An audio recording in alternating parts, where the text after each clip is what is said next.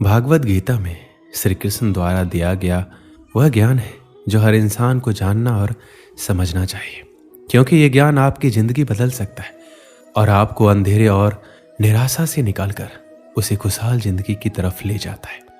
भगवान श्री कृष्ण भागवत गीता में कहते हैं, मनुष्य का शरीर एक रथ के भांति है, जैसे आंख, कान, नाक, जीभ और त्वचा आदि इन इंद्रियों घोड़ों को जो सारथी चलाता है, वो सारथी ही हमारा मन है और उस रथ में बैठा हुआ स्वामी वही हमारी आत्मा है।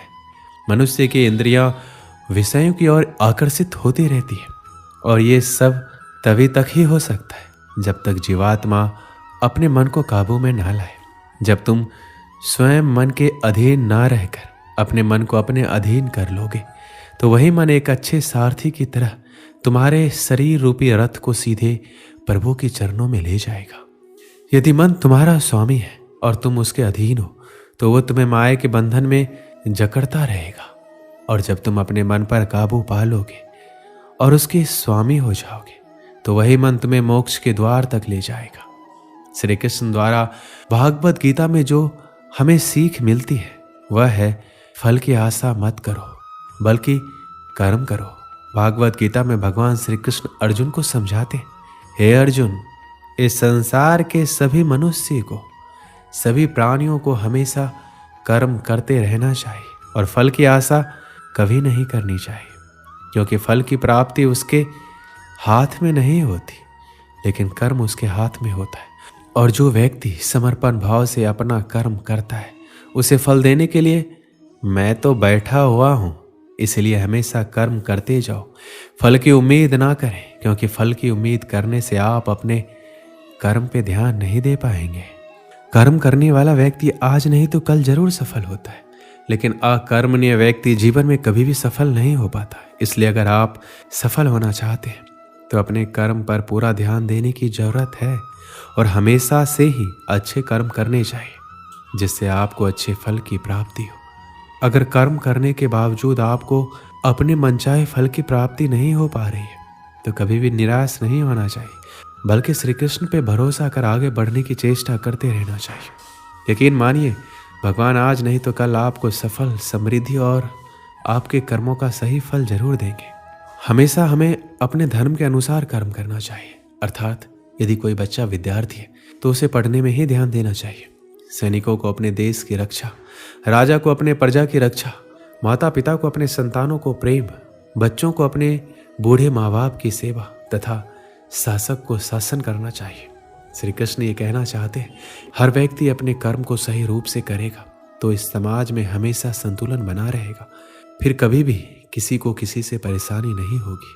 श्री कृष्ण द्वारा बताए गए भागवत गीता में हमें जो सीख मिलती है वो है अहंकार से दूर रहना।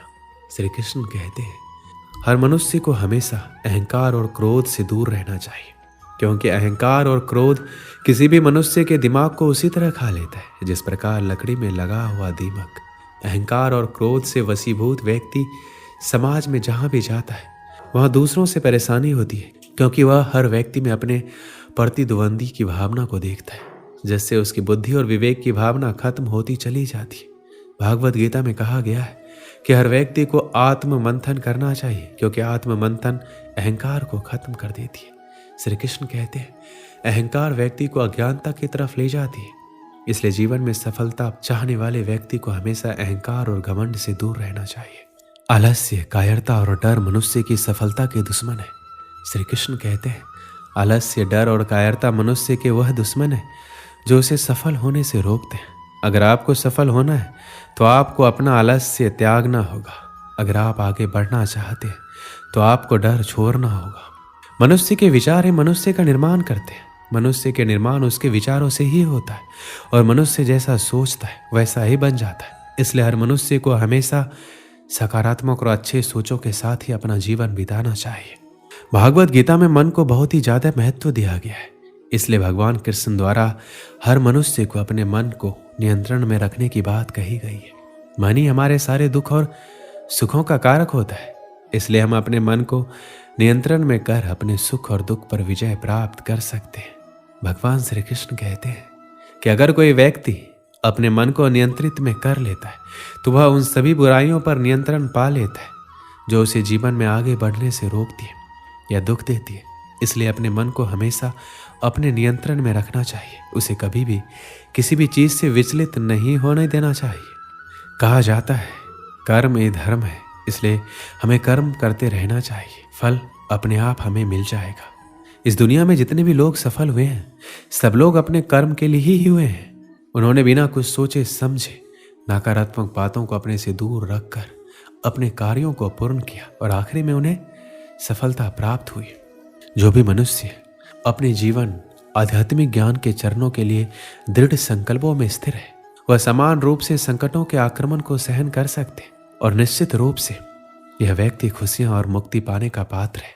अगर आप अपने लक्ष्य को पाने के लिए दृढ़ संकल्प ले लेते और दिन रात कड़ी मेहनत करते तो आपके रास्ते में जितनी भी संकटें आएंगे आप उनको पार कर जाएंगे। जो खुशियां बहुत लंबे समय के लिए परिश्रम और सीखने से मिलती है, जो दुख से अंत दिलाता है, जो पहले विष के समान होता है परंतु बाद में अमृत के जैसा होता है। इस तरह की खुशियां मन की शांति से जागृत होती है। जब कोई व्यक्ति अपने लक्ष्य पर सफलता प्राप्त कर लेता है तो उसके जीवन के सभी दुख अपने आप खत्म हो जाते। जीवन में नया उमंग और खुशियां भर जाती है। भगवान या परमात्मा की शांति उनके साथ होती है जिसके मन में और आत्मा में एकता हो, सामंजस्य हो, जो इच्छा और क्रोध से मुक्त हो, जो अपने स्वयं के आत्मा को सही मायने में जानता हो। सही मायने में जो मनुष्य क्रोध से मुक्त होता है और जिसके मन में एक झूठ होने की इच्छा होती है वह सच्चा होता है। भगवान हमेशा उसके साथ होते हैं। एक बार की बात है, एक गांव में एक महान ऋषि रहता था। उस गांव के लोग उस ऋषि का बहुत ही सम्मान करते थे। गांव के सभी लोग जब भी कोई समस्या में होते तो वो ऋषि उस समस्या का हल जरूर बताते। सभी गांव वाले उस ऋषि से बहुत प्रसन्न थे। हर बार कोई नई समस्या लेकर उस ऋषि के पास जाता और महान ऋषि उस समस्या का हल बताते। एक बार एक व्यक्ति उस ऋषि के पास एक सवाल लेकर आया और ऋषि से पूछा, गुरुजी मैं एक सवाल पूछना चाहता हूँ। तो ऋषि ने कहा, पूछो, तुम्हारा क्या सवाल है? तो व्यक्ति कहता है, मैं खुश कैसे रह सकता हूँ, मेरी खुशी का राज क्या है? तभी ऋषि ने जवाब दिया, इसका जवाब पाने के लिए तुम्हें मेरे साथ जंगल में चलना होगा। कुछ समय बाद वह व्यक्ति खुशी का राज जानने के लिए ऋषि के साथ जंगल में जाने के लिए निकल लेता है और दोनों जंगल में जाते हैं। तभी रास्ते में एक बड़ा पत्थर आता है और ऋषि उस पत्थर को अपने साथ लेने के लिए उस व्यक्ति को कहता है। वह व्यक्ति ऋषि के आदेश को मानते हुए उस पत्थर को अपने हाथों में उठा लेता है।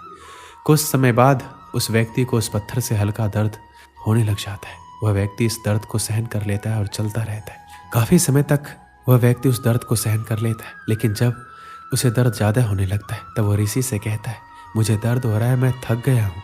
तभी ऋषि कहता है, इसे नीचे रख दो। वह व्यक्ति पत्थर को नीचे रखता है, उसे राहत मिलती है। फिर मुनि कहते हैं, यह है तुम्हारी खुशी का राज। वह व्यक्ति वापस पूछता है, गुरुजी मैं समझा नहीं। फिर ऋषि वापस उस व्यक्ति को जवाब देते हुए कहते हैं कि जिस तरह तुमने इस भारी पत्थर को 10 मिनट के लिए उठाकर रखा तो तुम्हें थोड़ा दर्द हुआ, 20 मिनट तक उठाया तो उससे ज्यादा और अधिक समय तक उठाकर रखा तो ज्यादा दर्द होने लगा। ठीक उसी प्रकार जितनी देर हम अपने पर दुखों का बोझ लिए फिरेंगे हमें खुशी नहीं मिलेगी, निराशा ही मिलती रहेगी। हमारी खुशी का राज सिर्फ इस पर निर्भर करता है कि हम कितनी देर तक दुखों का बोझ अपने ऊपर रखते हैं। यदि तुम्हें अपने जीवन में खुश रहना है तो कभी अपने ऊपर दुख को हावी मत होने दीजिए। दुख इस भारी पत्थर की तरह है, जिसे हम जितना रखेंगे उतना ही हमें दर्द और कष्ट देता रहेगा। दोस्तों इस वीडियो में बस इतना ही। मिलते हैं अगली वीडियो में। अपना ख्याल रखिएगा। जय श्री कृष्ण।